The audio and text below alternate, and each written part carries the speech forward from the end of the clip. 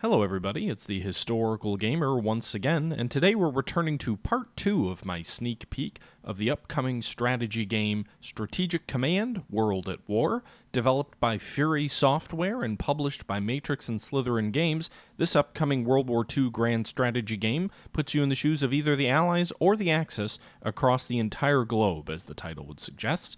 This video was taken from a stream from the early morning hours of Thursday, November 29th, and this game is coming out on December 6th, so we've got about a week left until this game launches. In this episode, we'll be playing as the Axis, and we'll be continuing the war, which we started in our first episode. This is really a first impressions type video, so this is my first look at the game. This was about 40 minutes into my gameplay experience, so I'm learning the game along with you guys to kind of help demonstrate, hey, if you bought this game, what would it be like to pick it up and try and play? Anyway, guys, with that being said, I'll get out of the way, and we'll just turn it back over to myself from the stream. Führer Hauptquartier. Lieutenant General Kurt Student's 7th Flieger Division is partially formed and trained a unit of paratroopers. Despite its incompleteness, it could be used in later stages of the invasion of Poland or in an early attack on France. Alternately, we could allow it to complete its training and formation, in which case it will deploy at full strength at Hamburg at the end of the year. So, at the end of 1939, we will get a completed paratrooper division. I should have looked at production, actually, because there is sort of this, when you buy a unit, you don't get it right away. It takes a little while before it is under your control. So right now, we have some units that are already building that have already been paid for. In this case, this is a decision you get in this version. You also got it in the old version of the game, where we can either deploy the unit as an understrengthed 7th Division, which is like less experienced and not all the way at the 10 hit points, in which case we can do that now, and it'll be ready, or we can say no, in which case it'll be ready by the end of the year for 1940. If we say yes, we'll receive 50 MPPs that had previously been assigned to completing its training and formation, or if we hit no, we don't get any money back. I think I'm going to hit no. If we hit the notes here, it's decision 625. Still forming when the war broke out, so rushing it into service before it's completed will require spending monies to bring it up to full strength. Basically, because it's going to come into understrength, we'd have to spend money to get it to full strength. But it'll also be able to be used sooner. I don't really think I need the extra unit that badly, so I'm just going to say no. Alright, decision, Italy. Our 2nd Corps is nearly mobilized and ready for deployment. If you wish, it could be sent to reinforce our forces in Abyssinia for a cost of 30 MPPs. Given the difficulty of reinforcing our position in East Africa, in the event of war with the UK, this might be a good option. Alternatively, the Corps can be deployed at Naples for service in Europe or North Africa. The decision depends on our future strategy. So in this case, we could deploy it to Abyssinia, which is sort of in Ethiopia, which the British quickly after the war broke out launched an attack against and wiped out the Italian garrison there. If we put a full-strength corps into the Abyssinian region, it could make the British job more difficult and require more time. We're going to hit no because we don't have enough money to do this. The Corps will be available at no strength or at full strength, no upgrades. So mid-September, so we'll hit no. Okay, so now that we're into the Allied turns, play Switzerland. You can't play Switzerland in this game, J Street. Tortuga, the one thing I will say, you guys, with this game is you're either allowed to play as the Allies or the Axis. There's no sort of neutral. This isn't Hearts of Iron where you can play as any country you want. Frankly, I wish they allowed you to play as just Japan or as just Germany rather than forcing you to pair the two together. But I don't know if multiplayer might give you more options there. Anyway, you can see the UK has declared war on us. The French have declared war on us. Poland's morale is suffering because of casualties. Canada convoys are starting to the UK. The Kriegsmarine is confident a protracted naval effort against the British Empire will bring about their eventual withdrawal from the war. Send U-boats and surface raiders to target all convoys leading to the UK. It basically hurts their income. So at the end of every turn, you get income. So for example, here, Germany and minor allies collected 144 MPPs. We get 28 from our trade routes with Sweden, 40 from our trade routes with Norway. So Germany's industrial base is 144. Trade gives us another 68 for a total of 212 industrial points. Italy and the miners collect 71. Japan collects 301. Again, 44 based off of trade routes with Manchuria, 75 with trade with the Dutch East Indies. And those are all things that trade can be intercepted. So the British have a similar breakout. Their economy is very heavily reliant on trade, on those trade routes, and if you intercept that, you can really hurt their economy. You can see the Polish are spending some money to reinforce this cavalry here to the south of Warsaw. Chinese look like they're moving a few units around, maybe building some new ones. I doubt the Allies are going to be too aggressive. That would be a little bit foolish. You can see the French reinforcing their troops along the border, which really represents mobilization. The Polish troops here, I don't know, I can't remember if they are actually cut off or not, but there's no pocket here. It's close to a pocket, but there's no pocket. And they're moving this army here to the southwest to be adjacent to Warsaw. Frankly, I would have reinforced the army before I reinforced the cavalry. Oh, shit! We just suffered some submarine casualties here against this British force. I don't know, it looks like they're probably cruisers that were traveling along the convoy route. We at least inflicted 3 casualties on them, though. Meanwhile, those troops withdrew to Lutz, so they broke those troops that had been surrounded out. Looks like the Chinese raised a headquarter unit here to the west of Pautau. The Red Army begins crossing the border into Poland. Polish morale plummets as news spreads that the Red Army has crossed their border. British Viceroy of India has declared war on Germany. The Allies are sending supplies to China via the Hanoi-Kunming Railway.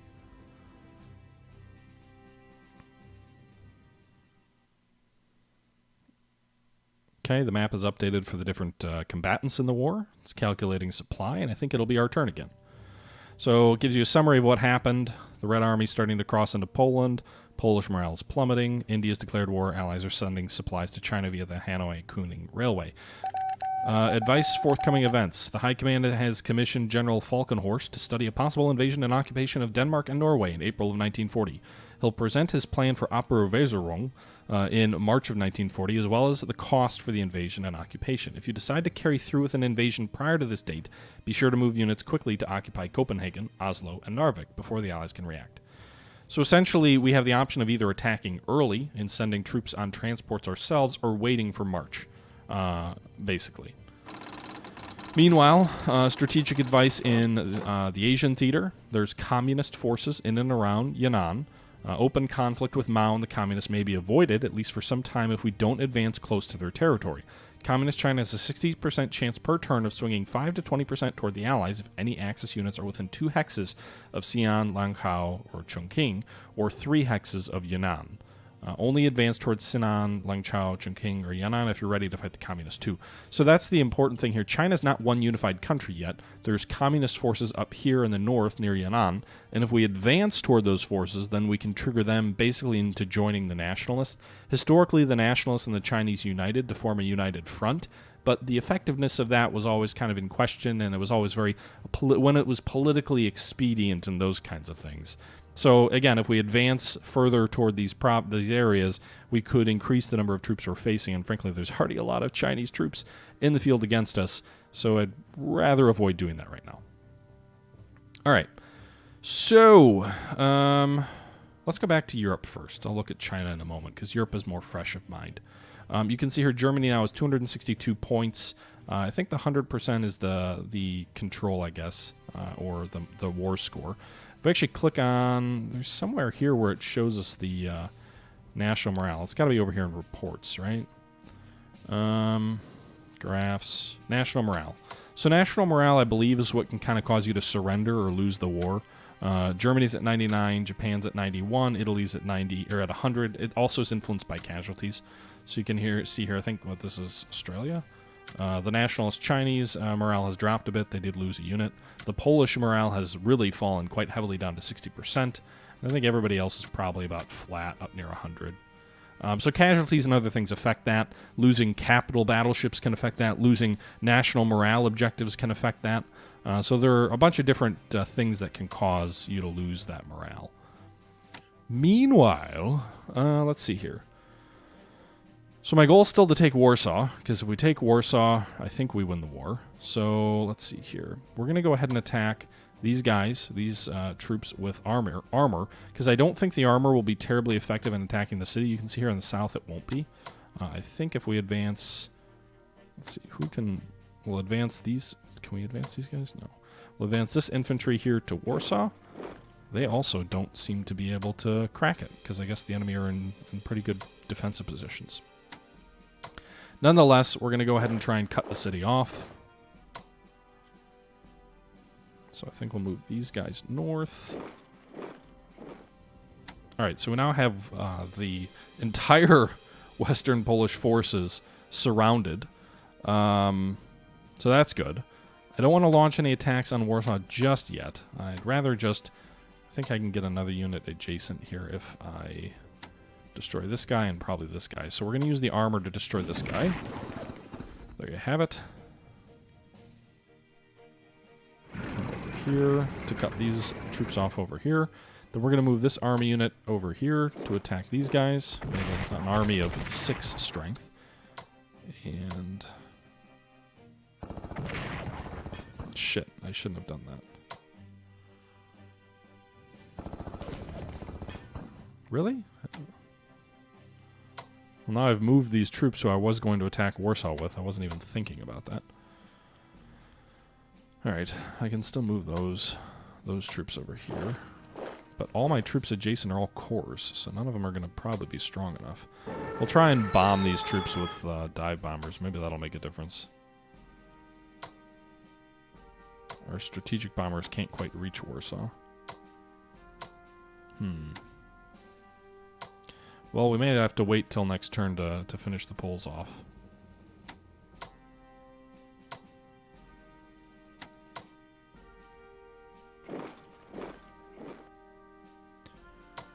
Okay. Alright, so we took Lutz.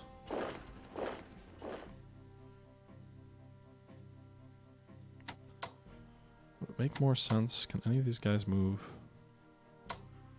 Well, those guys are just another corps.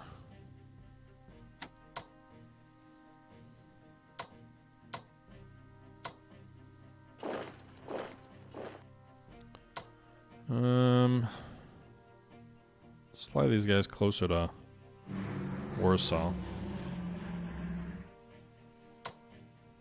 We'll attack their bombers with those Stukas, which surprisingly continue to lose casualties. Alright, so we just took, or we destroyed that unit that was in Krakow, or near Krakow. So...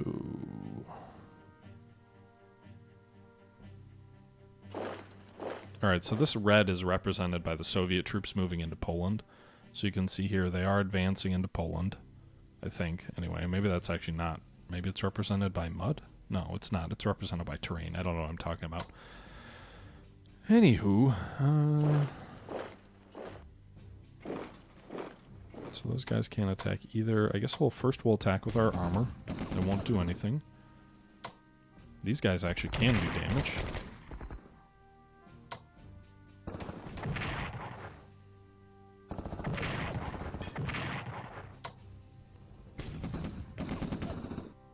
Alright, well, we start... Oh, armor units can attack twice. I forgot that. Huh. Alright, well, that's good to know.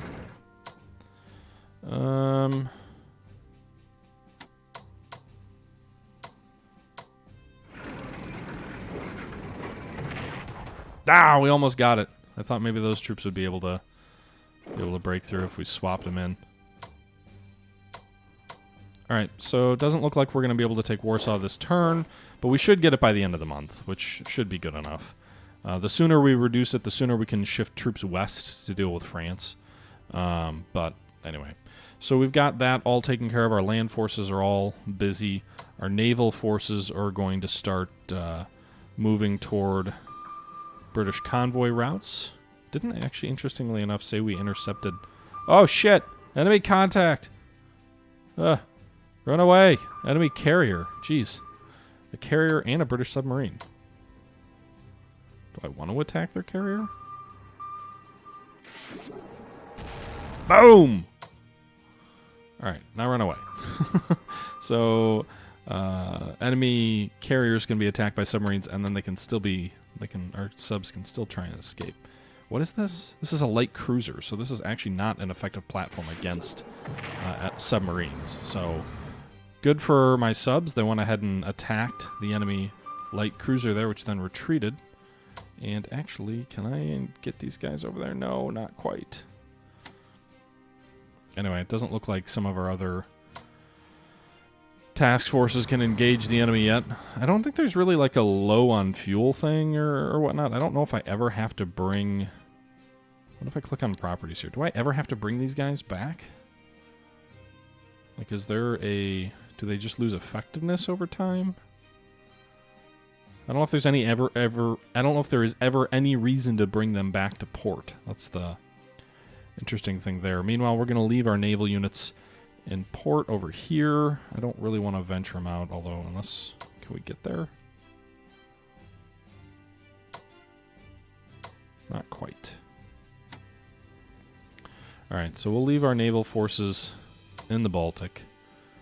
We will sail some of these guys out over here.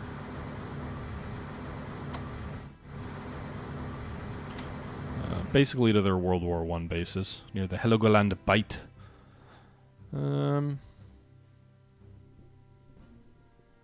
Yes, I'm an expert Stoic. I don't know how long ago you said that. Thifus V1, thank you very much for the subscription.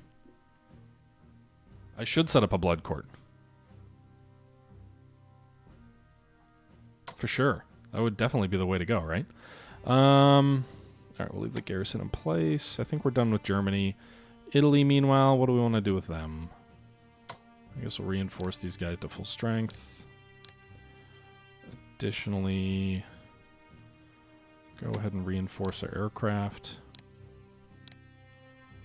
And I think that about does it for our money.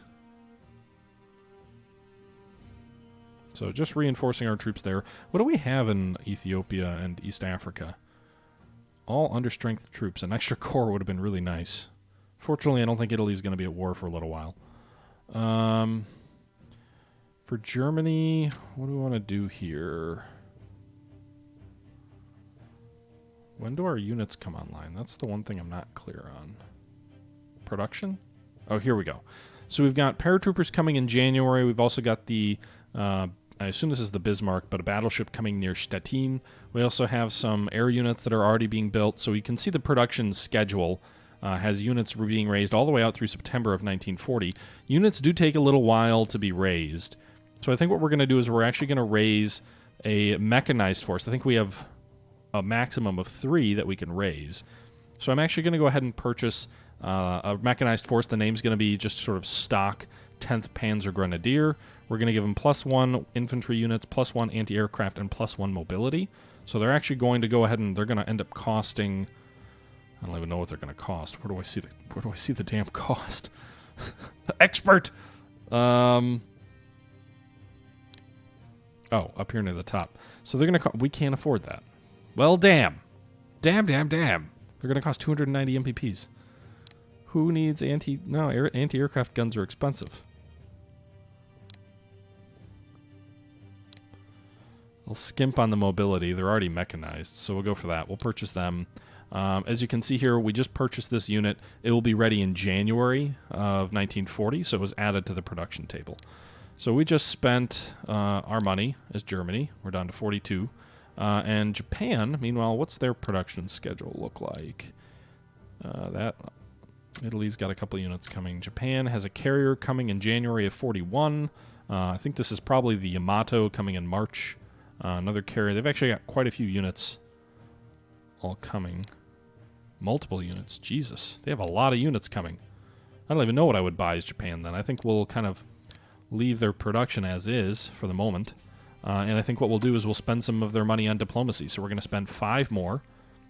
I can't do that as Germany. We're going to spend 5 more on the USSR. And we're going to spend some on the USA. Again, our objective is to keep the USA out of the war as long as possible, so it makes sense to spend some money there. The USSR's likelihood of entering the war, by the way, dropped by, was it 2 or 5%? They were either at 22 or 25 last turn. They're down to 20. I don't think that was because of diplomatic success. Actions in the war also influence that, so like when you take certain activities, that'll influence a country's likelihood of joining a war or not. So, anyway, that changed. So Japan's money is all going into diplomacy. They have no more remaining influence chits. All of it's being funneled into the USA and the USSR, which I think are probably the appropriate people for Japan to try and keep out of the war. So we'll leave that as is for Japan for now. And then we'll go ahead and fight their war in China. All right, let's go ahead and attack this unit, the CCCXX11. That's a large number. Corps in China here, just to the south of Yicheng, to the east of Changsha. We eliminated one unit that was right here last turn, or here somewhere. We're going to try and inch closer to Changsha with our air units attacking. So first we're going to soften them up with those air units. Then we're going to go ahead and attack with ground units. And you can see we can attack from 3 directions too. So we didn't destroy them yet, but we did have quite a bit of success, I would argue. So we'll leave that as is, and then we're going to go ahead and land the troops that we had moved, the 17th Korean Force here in Pakoi. It's an army, so we'll advance them over here. We've got 2 units adjacent to this town here in the south, and then we've got these air units here off this carrier that can go ahead and attack the enemy as well. So we'll go ahead and move multiple air units down here into the south, or multiple carriers, try and soften up the enemy over time. I don't think these destroyers can go upriver to hit the enemy, so we'll have to kind of accept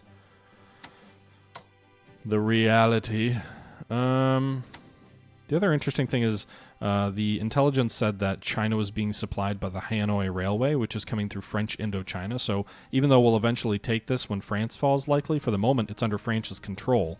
So the Americans are sending supplies to Nationalist China along this railway to the east. It also goes to the north into Kunming. So our ability to cut it off seems to be pretty limited.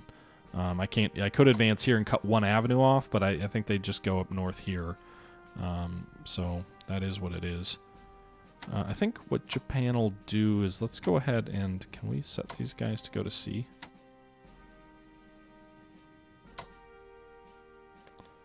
Doesn't look, oh, I already spent my money, that's why. I was going to say, it doesn't look like it, but that's actually because we already spent our money.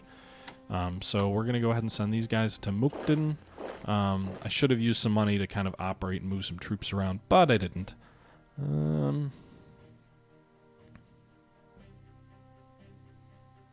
So I think that's going to do it for Japan's turn. And I'm not spending any additional money on research. I could have gone that route too, but not yet. So we'll go ahead and advance 2 more weeks, and we'll see what happens in the war. It looks like New Zealand's declaring war on Germany, so more of the Commonwealth is coming to the Allies' aid. The British are deploying troops to France, so the British Expeditionary Force begins to come ashore. Fighting is breaking out between the Nationalists and the Communists in China, so that should weaken the Nationalists. You can see here a lot of fighting here in the north. I thought the United Front had occurred already, but I guess I could be wrong. Rough seas are hitting our U-boat. And there you go. So our income is unchanged. No one's raiding our supply routes. By the way, you can see why Germany ends up attacking Norway. You've got a little convoy route there, which represents German ore shipments from the Scandinavian countries, and the British sometimes will drop naval units onto those routes and hurt the German economy that way. Yes, Neuhauser, the 311th Corps is what I meant with the CCCXII, whatever.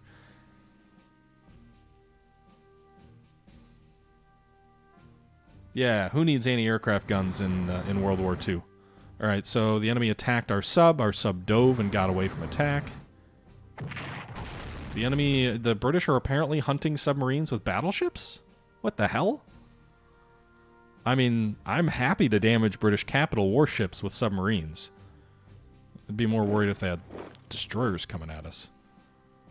Nationals just raised a corps, or moved a corps here, so they actually advanced a little bit in northern China. Something just hit my sub. Royal Navy occupies the ports of Cork and Waterford in Ireland. So I think that causes Irish sentiment to swing toward the Axis a bit. Axis raiders disrupting convoys between the UK and Canada. Doesn't tell me how much. In the old version of the game, I think you had kind of no fog of war on the enemy economy. I think it kind of told you exactly what your raiders were doing in terms of damage. Oh, here it tells you. So we destroyed 17 British economic points by raiding those convoys. Now that Canada, Australia, and New Zealand have all entered the war, it's imperative that we target not only critical supply convoys, but also enemy ports and other coastal areas of interest. Placing a naval unit on a red hatching near a port will mine the port, triggering a small reduction in economic production in the vicinity. Send surface raiders to target the supply convoys as well as all available units to mine these countries' ports. Oh, so that's kind of cool. At the end of 1940, we'll be presented with a proposal to deploy a force in Italy to serve in the Mediterranean. The force will be known as the Africa Corps. It will consist of ground forces, air units capable of fighting the British in this theater, and forming it will cost 500 victory points. If you'd rather not invest in this, the war progresses, you may wish to consider deploying units to the Mediterranean. So Italy doesn't have to fight alone. Okay, so basically it's telling us, hey, by the way, you might want to save up 500 industrial points by the end of 1940. Still like a year away, but... Okay, so we're back on to October 27th. So that's the one thing I don't get about this game. It says it's 2-week turns. It says 14 days. We had September 1st, we had September 17th, and now we jump forward a month. I don't understand the logic sometimes. Because again, if you actually look at the campaign, it will tell you turns last 14 days. Unless I get a turn for 14 days and then the Allies get a turn for 14 days, which seems a weird way to design a game, but whatever. The Soviets do appear... Actually, I guess this must be the Soviet advance into Poland, because you can see here it's moving further west than it was before. And, yeah. I haven't seen any Soviet forces yet, but that's probably because fog of war's on. Alright, so it's raining. Let's go ahead and destroy the Polish troops. Move into Warsaw. Alright, so the Polish capital is ours. I think that pretty much means we win, no matter what we do. There is sometimes value in attacking and destroying enemy units. You get national morale bonuses for destroying enemy units. You also get experience for your troops fighting enemy troops as well. But, obviously, taking casualties incurs an expense, so it's kind of... You have to figure out what makes sense and what doesn't.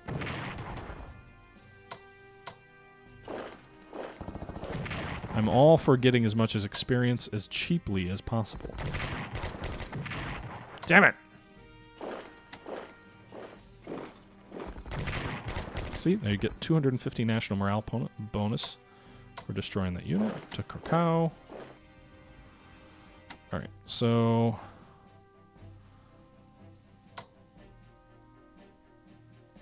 I don't think our air units can attack when it's raining out, I guess. They can fly, but they can't attack. Alright, so we'll reinforce these units. We'll spend some money reinforcing our air forces, since they can't fly this turn.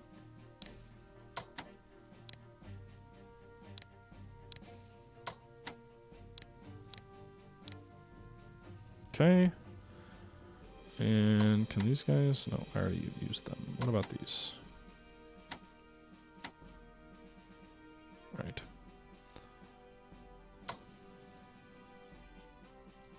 I don't know where the border of eastern Poland is. I think it's along this river over here.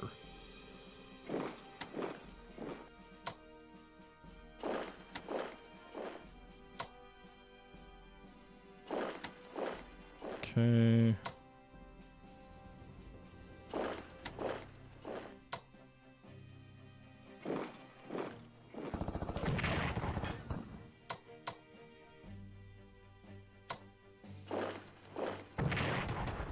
Huzzah! Another enemy unit destroyed. Damn it! Casualties! I always try and minimize those, because casualties do affect your national morale as well. Alright, so I think that's going to do it for Germany. I don't think we're going to do anything on the French front. The only thing I guess I'll do maybe is reinforce these troops on the border, just in the event that the French do decide to attack. These are all inexperienced troops, so I don't have the option to give them elite reinforcements.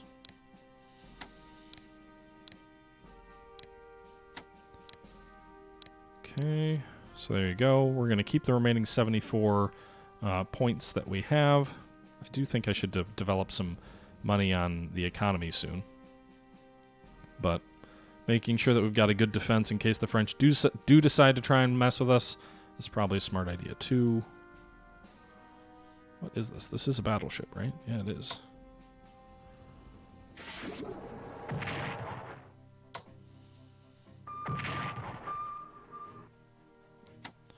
Apparently moving through a battleship costs you points. Alright, so let's see if we can finish off that British battleship. I'm going to guess it's going to head for home.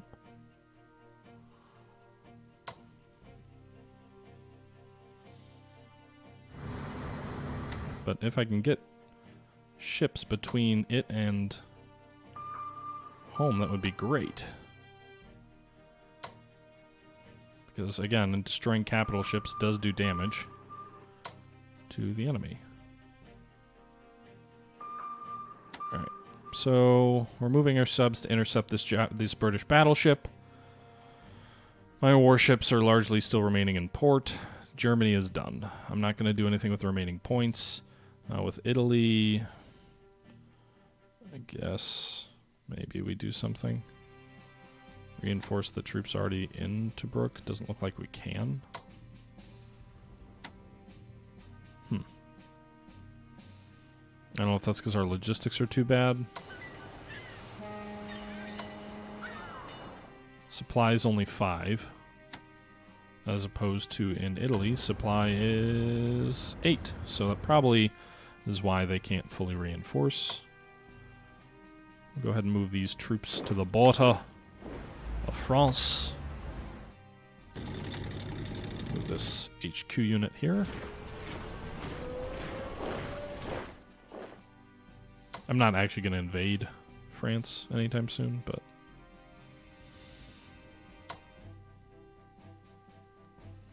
okay, so I think that about does that. Can we reinforce any of these guys over here? We can reinforce these guys up to level 8. We'll do that. Reinforce our garrisons there too. Alright, so Italy and Germany are done. Moving over to the Chinese theater. Let's get our carriers in action against the nationalist Chinese.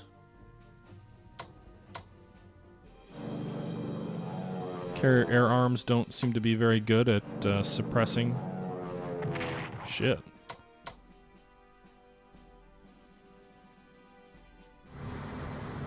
These guys. How the hell am I supposed to take? What if we move?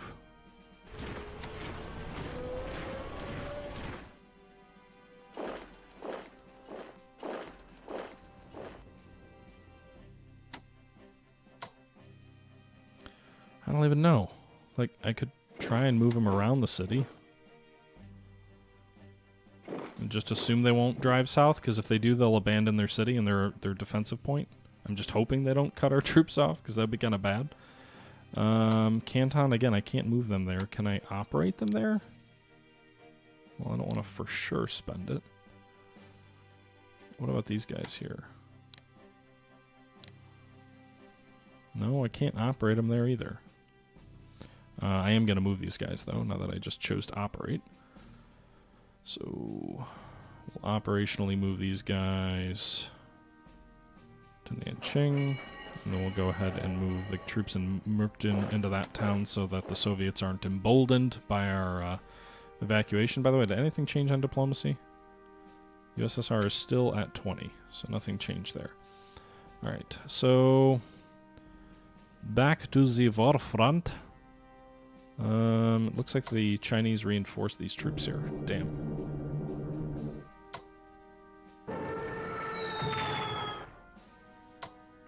Okay.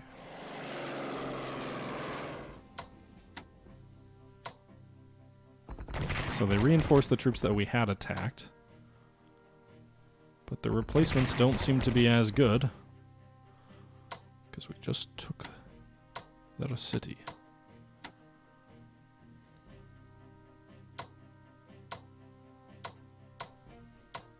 So we'll advance south down that railway. I think we'll pivot the whole force south.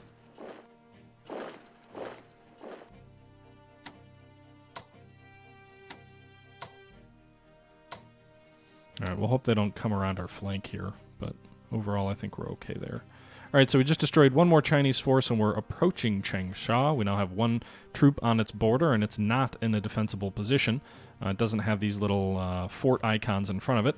With that being said, we still probably won't attack it quite yet because we can only bring one troop to its front, so we'll probably try and work down this defensive line and get it so that we have 2 or 3 units adjacent. Canton, we could advance north out of Canton. We probably want to purchase some garrison troops for Japan, actually. We have 200 points, and garrisons are going to be an issue. So we're actually going to purchase two more garrisons, so I can throw them in some of these towns rather than pulling troops out of them altogether. Like, I'd like to be able to move these troops down here, but yeah.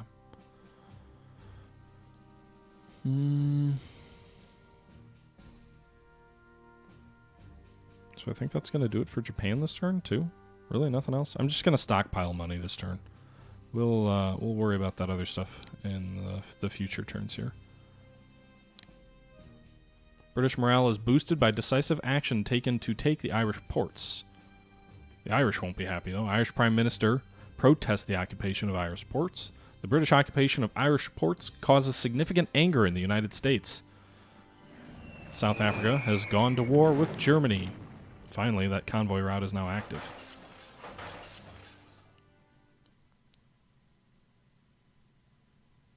And calculating supply. While doing, I'm going to take a sip of my beer and check in with the chat.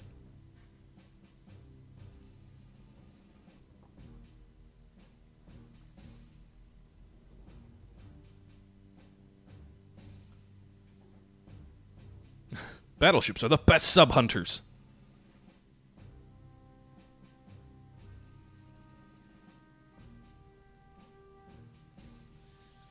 Alright, so what's going to happen here? Is Poland going to surrender? Yeah, don't you dare attack me, Chinese forces. That's a bad strategy. Oh, why are they cutting in behind me? Shit. Shit! They're getting into our rear. They're cutting the rail line to the north. Enemy contact. Man, this sub is a hero. It is knocking warships around. Chinese, stop raising more troops. You have enough men. You don't need any more. Axis raiders disrupting the convoys to Canada and South Africa.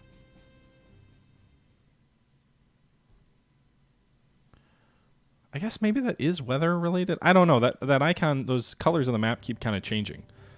So we destroyed 29 British supplies. Refrain from naval activity within the zone as it may encourage U.S. war mobilization. Mexico may also react negatively. Okay, so it's giving us some information. Basically, these ship icons over here, don't go into there, or you'll suffer penalties. And it's similar to the whole Japan thing, like stay out of the Japanese area there. I don't know where he put his battleship though.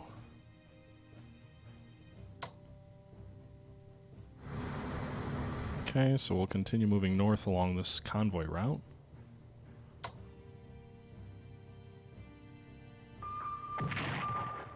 Oh, come on. Just for crossing his path?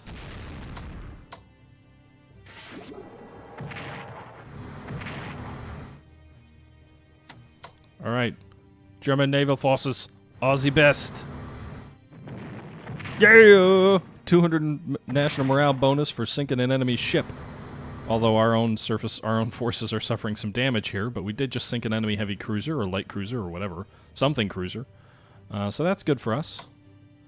Would have loved to have seen where that battleship went, but in any event, it'll cost the British hundreds to repair it, or maybe not hundreds, but a good deal of money. So we'll go ahead and Get these guys on that convoy route. So we now have 2 subs on the northern convoy route with Canada, and we've got 2 subs and a cruiser on the convoy route here that has multiple routes coming in from the Med and South Africa.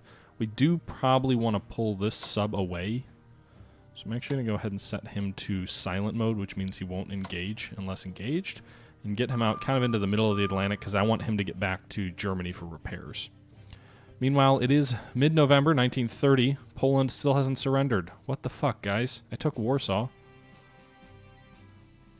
Modin fortress hasn't fallen, but still.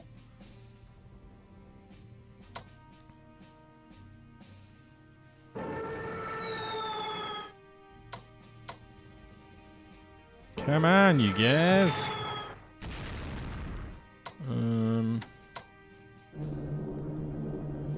Alright, maybe once I take that fortress, they'll surrender?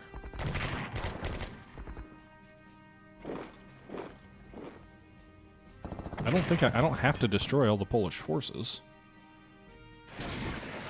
Alright, so there's the Modin fortress, heavily damaged.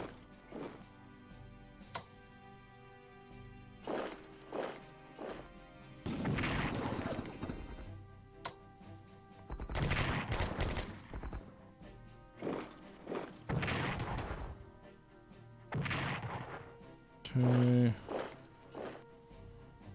Do we have to take Premysl? Like, I don't know what the rules are for victory here.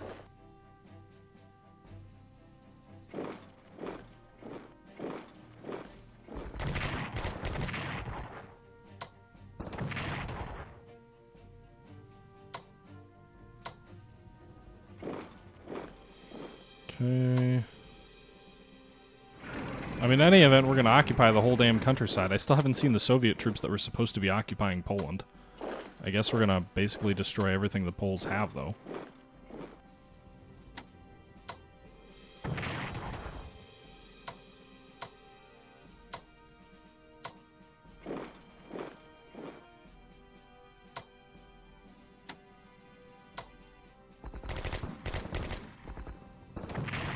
Okay.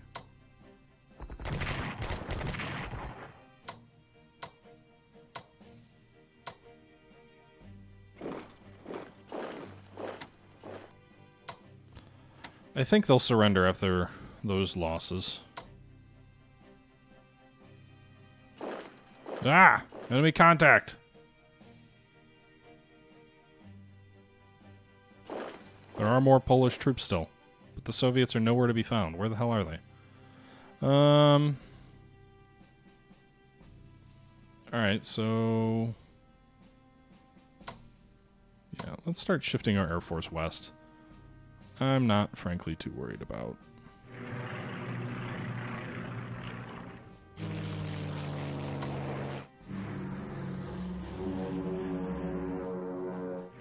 I don't even know where the Polish Air Force went. Did they all get pulled out? Did they surrender? Like, what? I don't even remember where they went. Did they fly east? I haven't seen them in forever. Alright, so it's going to be like December before the Poles are defeated. We already did all our naval stuff with Germany. Well, everything I want to do, anyway.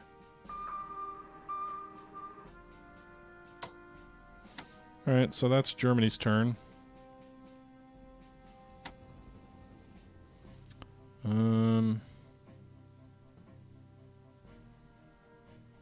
Let's see. Move these guys.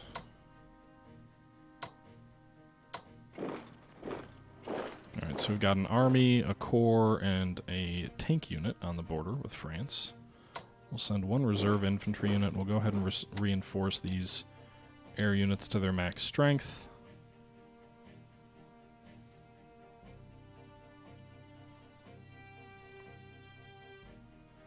Okay. Diplomacy. What do we want to do as Germany? I feel like I don't have enough money to do any of this stuff. Do we want to spend more money to keep the USSR out of the war? Or the US? Might be better to try and convince Bulgaria to join us. Oh, Germany's diplomat expenses are less? Well, what the hell? They only have to spend 50? Japan's diplomats are more expensive? Well, how does that make any sense? Alright, so we'll do that. Finland, Greece. Where's Yugoslavia? Shouldn't they be on this list? Oh, wait, there's more countries down here. Yugoslavia, that's Romania, so I guess we'll spend maybe 2 chits on Romania. So 10% chance of success against Romania, against Bulgaria, and then we'll spend the 1 remaining one on what? Oh, diplomats are different prices based on the country they're in. Okay. I mean, that makes sense. So, like, Axis-oriented countries are cheaper to try and convince. So we'll start spending some money on Finland then. So all of our diplomatic chits are assigned for Germany. Basically spent all our money. Japan. Can't even remember, did we move this turn yet or not? No. Alright, so... I don't know if, like, continuous bombardment actually does anything. Like, is there a multiplier effect here somewhere? Also, our aircraft are getting beat up here in the constant support of ground units.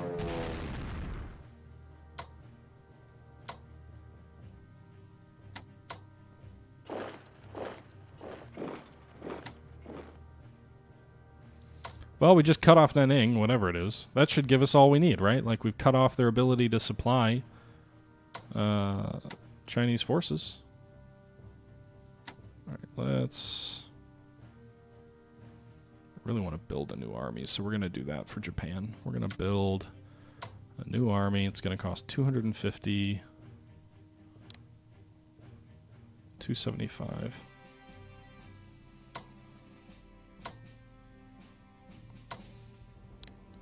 Alright. Where are they going to even actually be raised?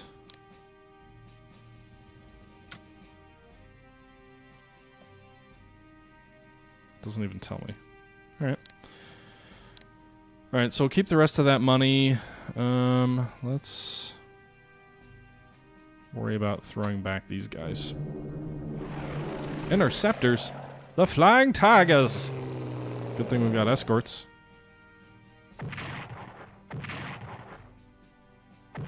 Ah!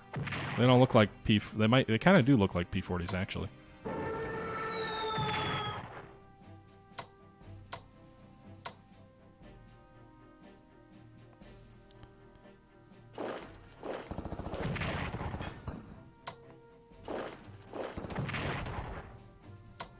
Alright, so we destroyed that Chinese unit. That's good. Can these guys... Okay, so we can flank this position, basically.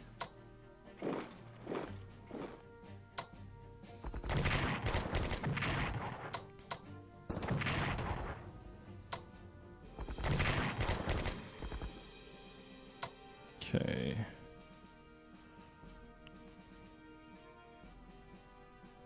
Alright, so I'm going to try and turn them out of this position here. Shit. Ah, damn it. Now there's a gap here between Wuhan and the attack in the south. Hopefully the Chinese don't try and take advantage of that.